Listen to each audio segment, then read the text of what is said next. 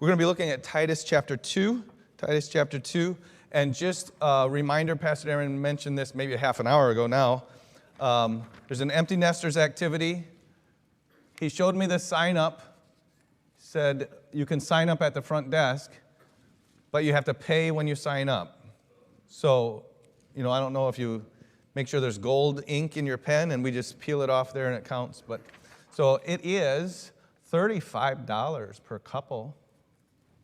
But he said it's here. I don't know what they're bringing in or producing, but it's per couple. So empty nesters activity, Monday, February 8th, and he announced it. He'll announce some more as it comes up for you guys. All right. Actually, me and Dr. Mitchell are going to be teaching this 5-week series. And as we thought about what to teach, I had just finished, when we were skipping through the Bible in Sunday school, noticing that the word sober is in Titus chapter 2 4 times, and it's only 15 times in the Bible. And these verses at the beginning of Titus chapter 2 kind of struck me, and some of the study I was doing at that time stuck with me some. And so I thought it would be good for us to go over these things. And so what we're going to do, I've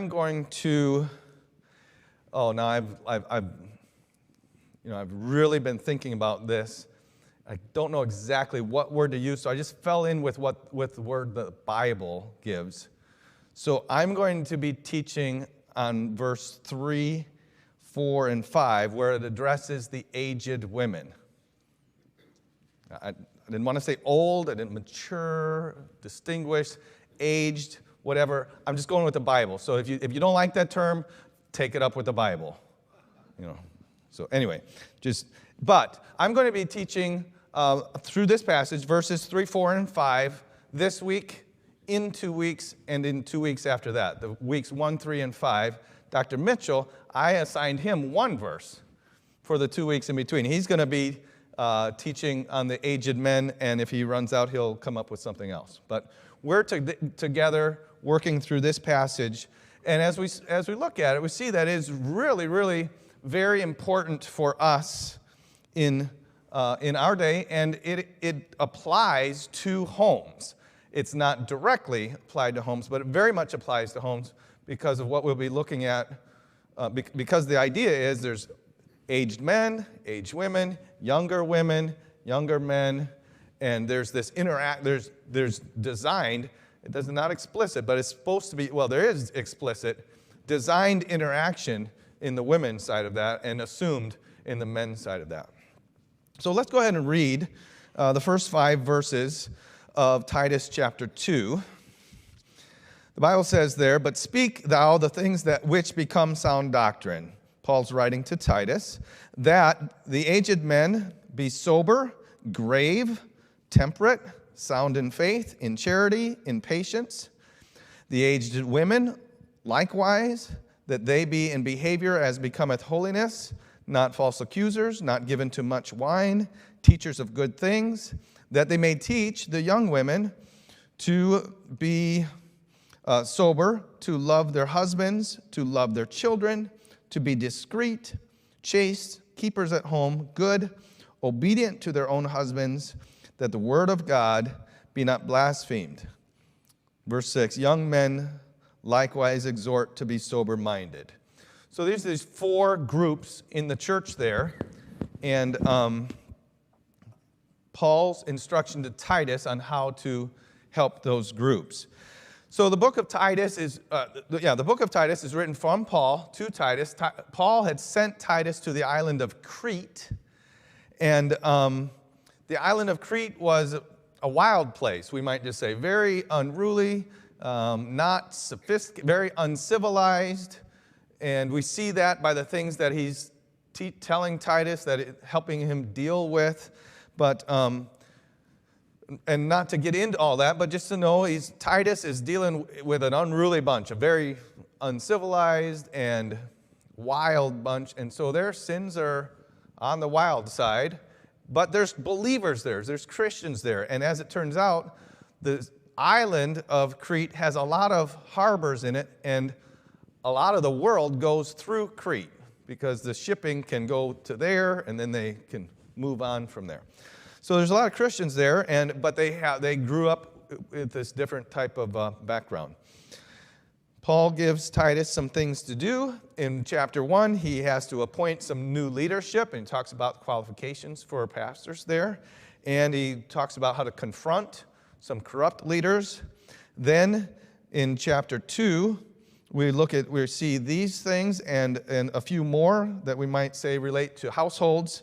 And then chapter 3, some instructions toward Christians, and especially that some of the ideas that Christians should be the ideal citizens. In this context, we do have instructions to the aged men, to the aged women, and then instruction to the young women.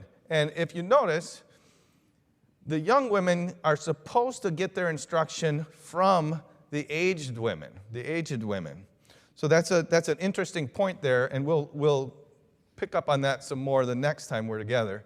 But Paul tells Titus, teach these guys, teach these guys, teach them to teach these gals, and then teach these guys. So it's kind of a unique thing there, and I want to help us look at that and challenge us on that point in particular. Teach the young men, Titus himself, and then there's the slaves, or we might say some instructions related to the workplace in our context today.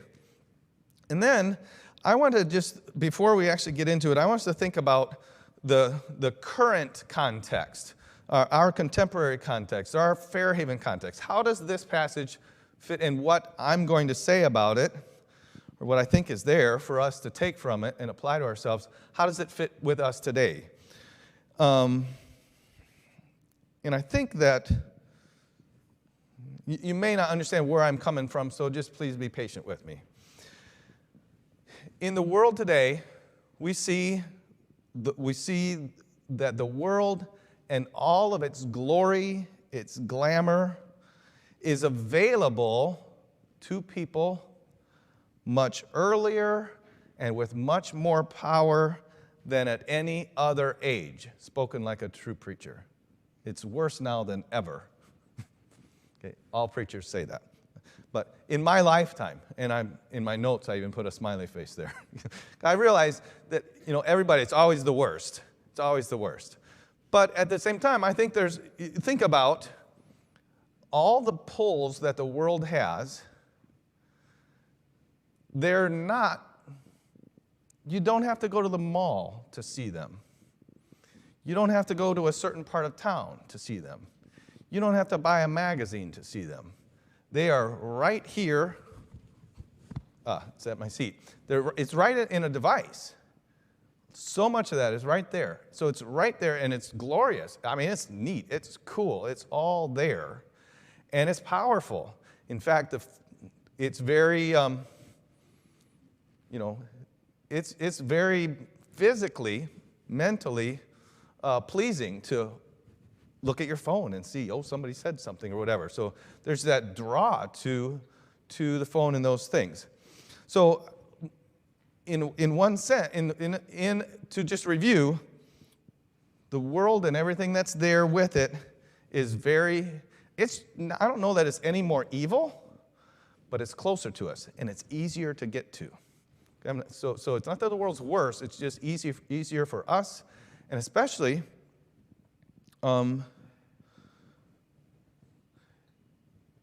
this is more, it's something that young people have a harder time dealing with because they're young. We all had to face the world at a certain time in our life, but we had more time to grow.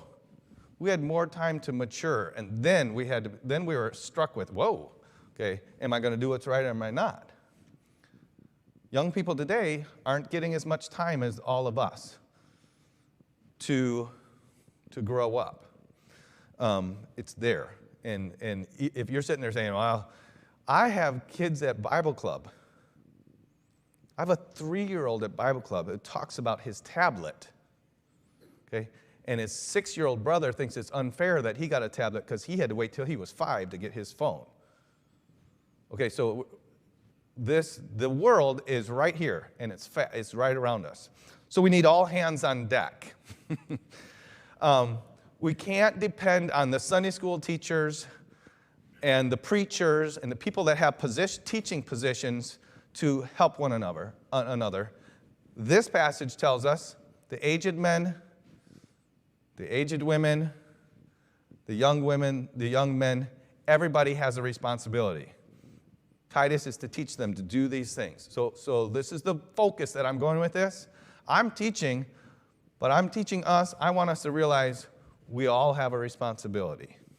We can't say, look at those teenagers.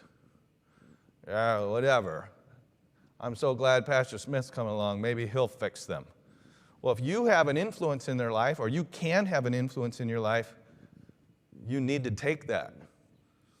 It's our responsibility. It's not the pastors and the teachers. This passage, I believe, tells us that we have that. So I want to just then think about our Fairhaven lifestyle. And most of you, this is what class? Empty nesters. So we've been around for a while. Most of you have been around here for a while. Think about the old days. Think about the old days. Our Fairhaven lifestyle has been greatly usurped by the fantastic technologies that we have around us. In the old days, nobody had a TV in their house. Now, we may still not have TVs in our house, right? But TV is on everybody's device. It's on everybody's device. It's right there. Even if the people we're concerned about, and I'm concerned about our teenagers, and I'm concerned about them because I've been working with what they've become, the young singles. Okay? I'm greatly concerned. And so these lessons are me teaching and begging for you to help all of us. Because if we don't help these teenagers and young singles grow into mature Christians, we won't have an empty nesters class in 30 years. And we will, but I'm not that pessimistic. But it will take all of us doing our jobs. So growing up, I saw a TV on my birthday, on my sister's birthdays, on a special holiday. I saw a TV. If we went to Grandma's house in Midlothian, watch Adam 12. You know? But I couldn't watch MASH. That's communist or something like that. Okay? It was evil. I don't even know the tune. So anyway, but my point is, nowadays, all those shows are readily accessible and current, up to date, readily accessible. We say, well, our kids don't have phones. They know people that have phones. And even if it's just innocent, hey, this was so funny. Look, it's not evil. It just enamors them. Because it enamors us still. And they're like, ooh, that's neat. What else? And they've watched 2 or 3 in 10 minutes. And then what do they want to do the next time they see that kid? So they're seeing, even if they have no TV in their house, even if they don't have any device, they're seeing more TV than we did growing up. Think about growing up here.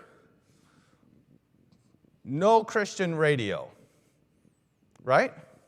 WMBI, the local Christian rock station, okay? We didn't have good Christian radio around us. So it was just, you don't need Christian radio. It's worse than listening to the news because it's bad, but it says it's good. I mean, there's Christian radio around now, but we don't even need Christian radio. Just say, hey, Siri, play me some Christian music. What's Siri going to choose for your Christian music? Okay? Pandora, play me some Christian music. Thumbs down. skip. You've run out of skips. Right? Even abiding radio. My point is, Christian radio even Christian music is more accessible to us now, easier to get to in a private way, more private way now than it was back then. And anytime you have that kind of radio, you are not in control of what comes on the radio. It's not your radio station. It's somebody else's radio station. So what happens? Even if you're listening to the newest one, the Joy or Key or whatever, they have some good music on there, but then music comes across there that we wouldn't ever play here, sing here. Is it evil, wicked? Maybe, maybe not, but it's not us. But you listen to that and you're like, well, what does that cause? That causes questioning our church. Okay? In young people's minds. You want to listen to it, but we don't do that. We never did that as church members because we were protecting our kids. That protection is gone. I'm not saying you don't keep it around, but the time when a young person has to learn for themselves, not learn, but decide for themselves whether they're going to go with what they've been taught all their lives is way sooner than it was for me. How about this? Somebody gets their nose turned the wrong way and their heart turned the wrong way, and they don't like Fairhaven anymore. And whether it's for a good reason or not, they are antagonistic. They're against Fairhaven. And I don't think there's any good reason for that to happen, but let's just say they're justified. Of course, they're always justified. They move away. When they moved away before, how did you keep contact with that person? You had to dial the phone number, and they had a different phone number. They're in a different place, or maybe they're still in the area. It's very hard to keep contact with that person who hates Fairhaven. And I don't mean to lift up Fairhaven. We do have some guests here. But when you've grown up at Fairhaven, Fairhaven is Christianity. They hate Christianity. We don't equal Christianity. But if they've turned from this, they hate God. They're flaunting how they don't have to do that and they don't have to do that. I don't even see them. They're riding their bike on their street 2-3 towns over, or they move to another. So what? But now, that person that leaves and hates Fairhaven, everybody can still see how much, even more. I mean, what do? They post a picture on their social media, on Instagram or Facebook or wherever, and you say, well, my kids don't see that. Yes, they do. Or, not your kids. Our church kids don't see that? Yes, they do. I don't go over there and look into it, but you would, numbers of times, more than once, many times, I see a teenager standing next to a 20-year-old looking at a phone. What's going on there? I'm not saying it's evil or wicked, but when the 20-year-old has the attitude that he's going to correct everything that Fairhaven did wrong for the 20 years of his life that he was here, I don't think anything good is happening there. If I go there and look at it, is it going to be like, oh, that's wicked? No. But the 20-year-old is getting the 17-year-old wanting to like things that his parents don't want him liking at all. So we grew up, stay away from people who leave in the wrong way, who leave from what you know to be right. Those people now are just one tap of the phone away. And they have curated a look that says life is great. They curated an everything is better presence that's readily available to anyone, particularly our kids. So we need everyone helping. We need all hands on deck. So that's my introduction. That's why I come to this passage, and this passage came to me, I guess I would say, why studying, it's like, okay, we need everybody to help. It can't just be Pastor Smith or Pastor Dameron or Pastor Voegtlin saying things. I get up in chapel and preach, and everybody your age thinks it's a great sermon, and everybody and all of our kids say, I don't think he has the right to say that. And I'm generalizing by saying everybody, but I'm generally right. We have a problem. Is the church falling apart? No, but we need to do stuff with it. We need to work at it. And what we need, I think, especially by looking at this passage, is we need everybody coming along, young people, not out of context, but you sit near them, you have a relationship with them, you see them straying, or even if you don't, we need to remind them, show them what real joyful Christianity is. Because there's another world out there, contemporary pop, fake Christianity is luring them. And they haven't lived long enough to have the maturity to easily hold that off. So, into our text. I would like to take this week and say, what should aged women be? The next time, what should aged women do? And the third time, what should aged women teach? We're going to see all that in these verses. Dr. Mitchell, so men, you can just skip, I guess, when, Dr. Mitchell is going to take I don't know what he's going to title it, but what about the aged men? First, so if we look in our passage, verse 3 is the one for tonight. The aged women likewise, that they be in behavior as becometh holiness, not false accusers, not given to much wine, teachers of good things. So what is it that ladies should be? First, they should be in behavior as becometh holiness. They should be in behavior as becometh holiness. The verse says, the aged women likewise, that they be in behavior as becometh holiness. Before we even get to the becoming holiness, there's the likewise.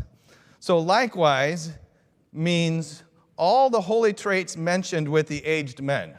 And Dr. Mitchell is going to cover those. But those include sobriety, gravity, temperance, soundness in faith, charity, patience. All these things, the ladies, likewise, what they were told you should be also, and then in behavior as becometh holiness.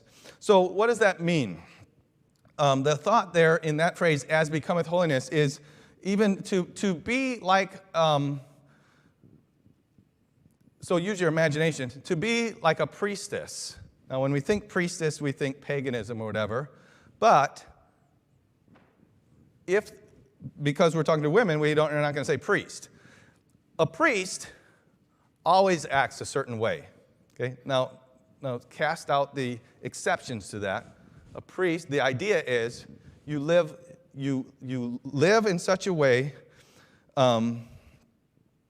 that it's like you're a priest or a priestess. So a priest always is doing something in a certain way, in a holy way, in a religious way. What he's trying to say is that everything you do should be done in a holy way. If there's something that you do that can't be done in a holy way, don't do it.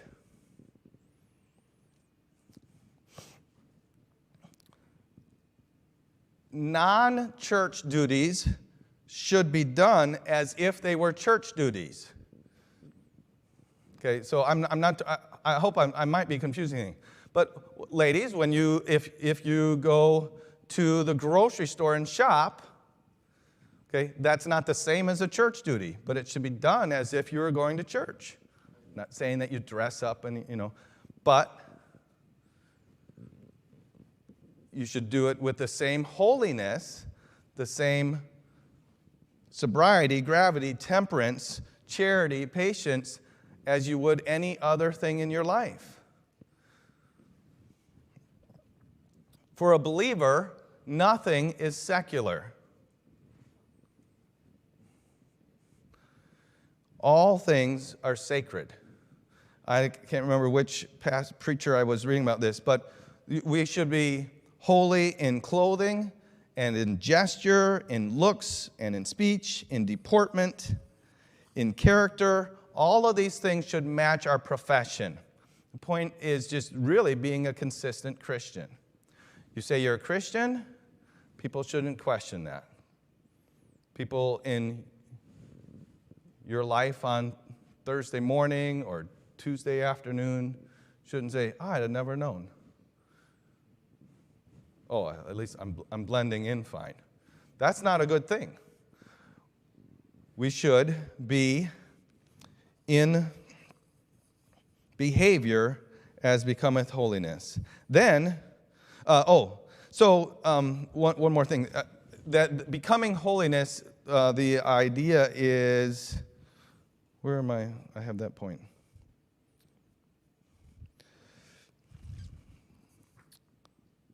I'm sorry.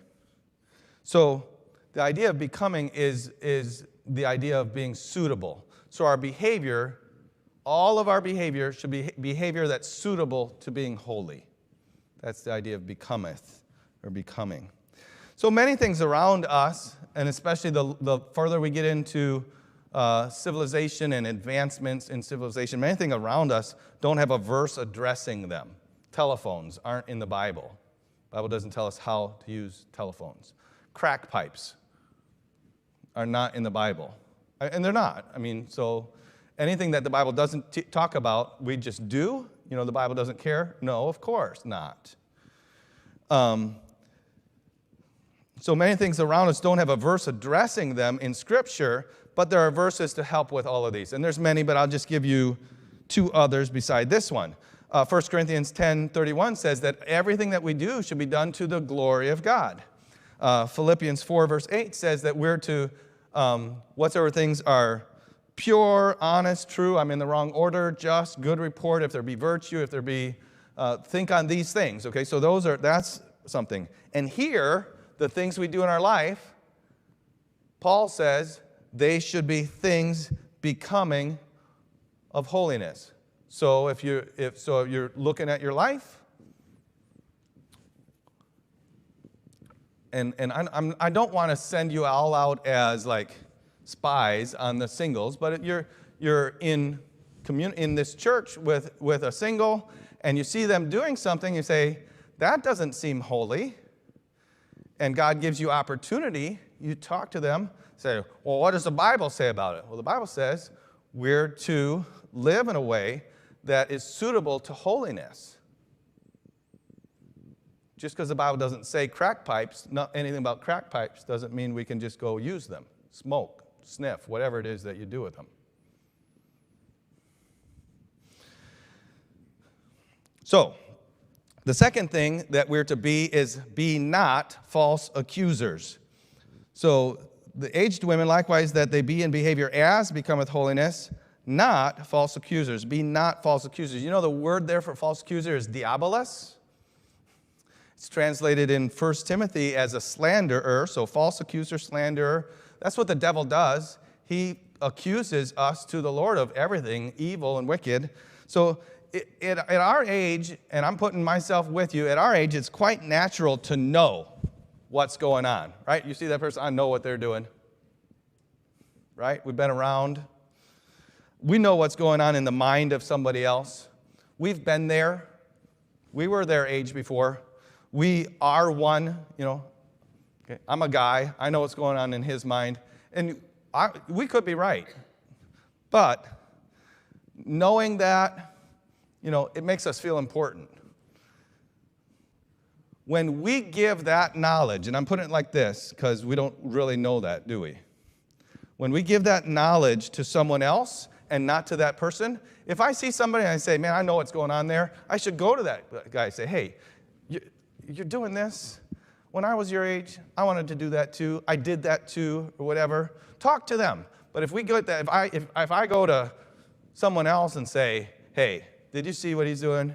I know what they're doing. they're doing this, and they're probably doing this and this and this because we know. Okay, that's being a false accuser. When we give that knowledge to someone else and not to them, it's slander, gossip, false accusation. It's the work of the devil. Go talk to them or close your mouth, even to your husband. I'm putting myself in there, to your spouse, but the verses are right now are addressing ladies. So be not false accusers. The third thing, be not given to much wine. So wine, of course, is a substance and an activity being given to it that captures or enslaves. Now, I don't know that is much of an issue here, but I do know that there are other things that this principle would apply to. This principle would surely apply to other areas, even for teetotalers. I'm sure there's things in our lives, and we should just think about them. Ladies, in particular, this is addressed to you. Is there something in my life? I don't drink. I don't sit around whatever. But is there something in your life that enslaves you, that captures you? And we'll just leave that there. And then the fourth thing is to be teachers of good things. Now, this is not in contradiction to 1 Corinthians, where the Bible tells that a woman shouldn't teach in the church or whatever, or to 1 Timothy, but it tells us, so not, you're to be teachers of good things, but not in those positions, but that you're still to teach good things. Be an example, or teach by example and by word, of course. Shouldn't teach old wives' fables, no superstitious customs or rites and ceremonies. I'm not saying I know anything about you ladies, but I know generally in the world, older ladies get going and they fill in the young ladies about things that are not Christian at all, and those shouldn't be named among us. Now in the intrigues of love and not the things of filthy, not of things filthy or obscene, I'm quoting from another man. But instead, we should be teaching things that are solid and substantial, useful and improving, honest and honorable, chaste and pure. We're to teach good things. Ladies, this is a command. It's not just for Mrs. Dameron's Sunday school class. We're to be teachers of good things. And I would just say, if you're uncomfortable with something, at least do the good things. Teach the good things. You say, I don't want to confront people. Then just teach the good things. Show young ladies what's good and what's right. They're headed maybe toward bad, maybe not toward bad. They're wishy-washy. Show them what's good. Show them how what's good is great. Show them how what's good is a life worth living. Teach good things. I would say you shouldn't neglect the negative, but the phrase says, be teachers of good things. And so that's verse 3.